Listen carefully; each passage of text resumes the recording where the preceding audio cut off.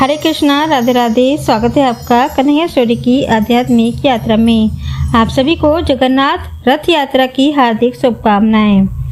आज इस वीडियो में हम जानेंगे कि जगन्नाथ जी के रथ को कौन खींच सकता है और उसका क्या फल मिलता है।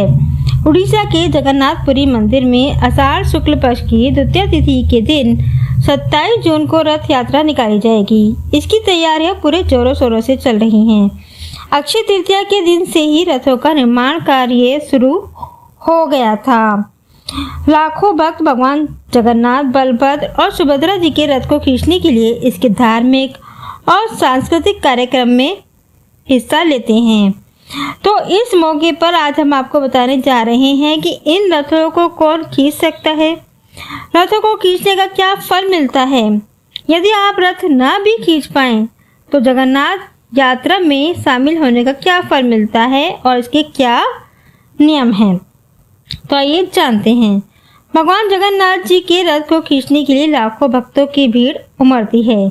हालांकि रथ खींचने के लिए भक्तों की संख्या कोई निश्चित नहीं होती। ये एक सामूहिक प्रयास होता है जिसमें हजारों लोग शामिल होते हैं। इसमें कोई नियम नहीं है। यात्रा में चलते हैं 3 रथ। सबसे आगे बलभद्र जी का रथ होता है जिसका नाम ताल ध्वज है। इसके बाद बहन सुभद्रा जी का रथ होता है जिसका नाम दर्पदलन होता है। सबसे पीछे का रथ नंदी घोष में भगवान जगन्नाथ सवार होते हैं।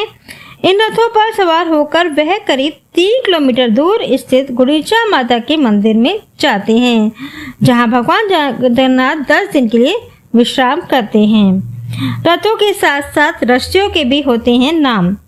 क्या आपको पता है कि भगवान के इन 3 रथों के जिस तरह से नाम अलग अलग होते हैं, उसी तरह से उन्हें खींचने वाली रस्सियों के नाम भी अलग अलग होते हैं।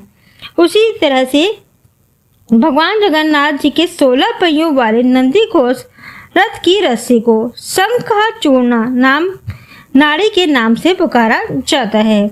वहीं 14 पहियों वाले बलभद्र जी के रथ की रस्सी को वासुकी कहा जाता है। बीच में चलने वाले 12 पहियों के रथ को स्वर्णचूर्णा नाम की रस्सी से खींचा जाता है। अब आइए जान लेते हैं कि कौन खींच सकता है रथ।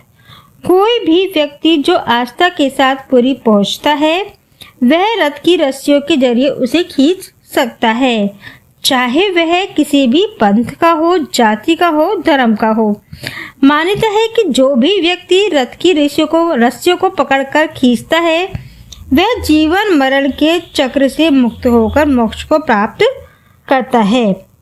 कोई भी व्यक्ति सिर्फ कुछ दूरी तक ही रथ को खींच सकता है। ऐसा इसलिए होता है ताकि ज़्यादा से ज़्यादा लोगों को रथ खींचने का मौका मिल सके। वहीं यदि आप रथ को नहीं खींच पाते हैं तो भी कोई समस्या नहीं है। इस रथ यात्रा में पूरे भक्ति भाव से शामिल होने पर हजारों लोगों के बराबर आपको पुण्य फल मिलता है। तो ये थी जानकारी कि जगन्नाथ रथ यात्रा को कौन खींच सकता है, रथों को कौन खींच सकता है, और अगर आप रथ नहीं खींच पाते हैं तो आपको क्या फल मिलता है।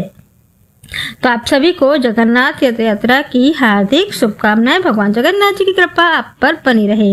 इसी के साथ ही आज की वीडियो में इतना ही। अगली वीडियो में फिर मिलेंगे। तब तक के लिए जय श्री राधे, जय जगन्नाथ।